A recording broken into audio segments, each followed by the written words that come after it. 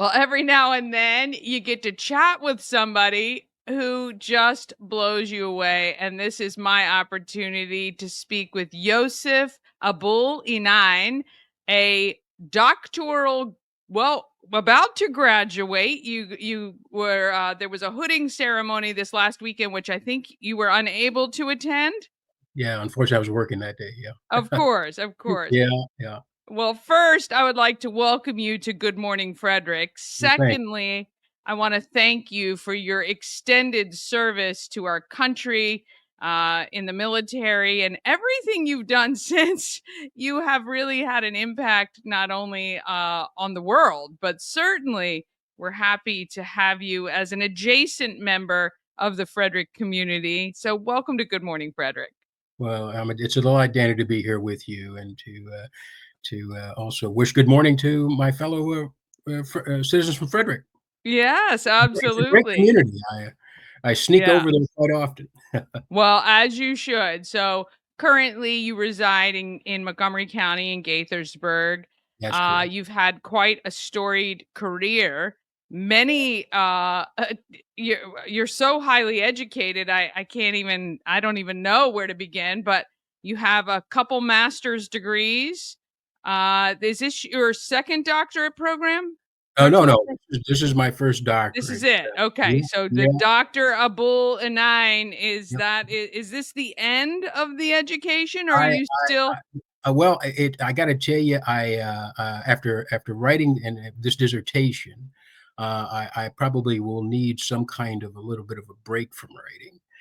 But don't lose heart because, I came to the doctoral program being the author and co-author of 7 books on the Middle East. So, and I did Wow. and I learned that writing a dissertation is very different from writing a book. Very different. So, I've got, a book or 2 in me, and I need to get it out, so Nice. but I Nice. have Now, to decompress. you were born in the United States but grew up in Saudi Arabia, speaking Arabic fluently, obviously, reading, writing, and you ended up in the military Yep. for a long time. And 9/11 happened and kind of, changed the course, well, of many of our lives, certainly, but especially yours, because you were at the Pentagon on 9/11. Yeah, that's correct. I was, actually outside the Pentagon waiting for the 940 shuttle to take me from the Pentagon to the Defense Intelligence Agency at the Boeing Mm. base. When American 77 impacted the building at 9:37, and man, it was like an Apollo rocket, on your head, and what I remember most about it, Danny, is the sound. Mm. Sound has never left my mind. It's I bet. unlike any sound I've ever heard, but it, impacted me personally, but also impacted me professionally in that there was a Mm. dire need for Arabic linguists. It was desperate that, essentially I had to, abandon my career as a military medical administrator, Mm. and for 21 out of the 28 years I was in active duty, I essentially spent it in some form in the global war on terrorism. Yeah. Yeah, yeah, That is one heck of a place to be for so long, but yeah. obviously extraordinarily important for our country. So again, it's just you've done nothing but continue to help. So now, as so you are your doctorate is in organizational leadership, Yeah, or that's what is correct. you? Yeah. Okay. Yep, And so, how do you feel like this program is going to help you moving forward?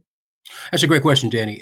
In my case, even though I retired in 2022 after 28 years active duty, I'm continuing to advise and consult and train both our DoD men and women in the Defense Department, as well as the in different federal agencies, law enforcement agencies, Mm. dealing with my expertise in counterterrorism and dealing with my expertise on the Mid East. And as you know, with the Middle East, it's never a dull moment in that region. So No, it never is. Oh, yeah, yeah. So the doctorate, actually, I gotta tell you, it helped me on many levels. On one level, one of the things I do teach is the craft of intelligence writing, intelligence analysis.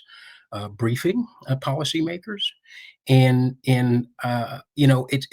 like any writer, I think, in my opinion, any writer, even at my age, I mean, you got to keep working on the craft. Otherwise it atrophies. And Yeah. the Doctoral program gave me essentially 4 years to work on that craft. But more importantly, it actually introduced me to new ways of looking at things because my dissertation actually dealt with one of Saddam Hussein's generals. I Uh, was wondering yeah, what your yeah, dissertation was on, so yeah, yeah. I was introduced to his papers in 2013 at Fort McNair in the Conflicts Records Research Center, and I've been in and out of his mind as far as his papers are concerned since then. And when I came to Hood College, I actually sat down with the dean as I guess part of the interview process, and we sat down, we had tea together, and I told her I brought these wheel books. I have one example of them, but there's these books that are about this stack high, and I told her, "Hey, I need your help. I need to turn this into three things. I need to turn this into a dissertation, and I need to turn this into a manuscript of some sort, and I need to turn this into seminars for our troops, and I need your help." Oh, And she said, wow. "Those are 3 different things, but let's get started with the dissertation." So, what's amazing is this particular general, quite an intellect, first of all. The United States Armed Forces actually got a chance to interview him, but regrettably, because there wasn't enough bandwidth, if you will, they never explored his books. He had actually written books on war. Yeah, so I'm thinking that interview would have gone much differently had they read his books. Uh, Yeah.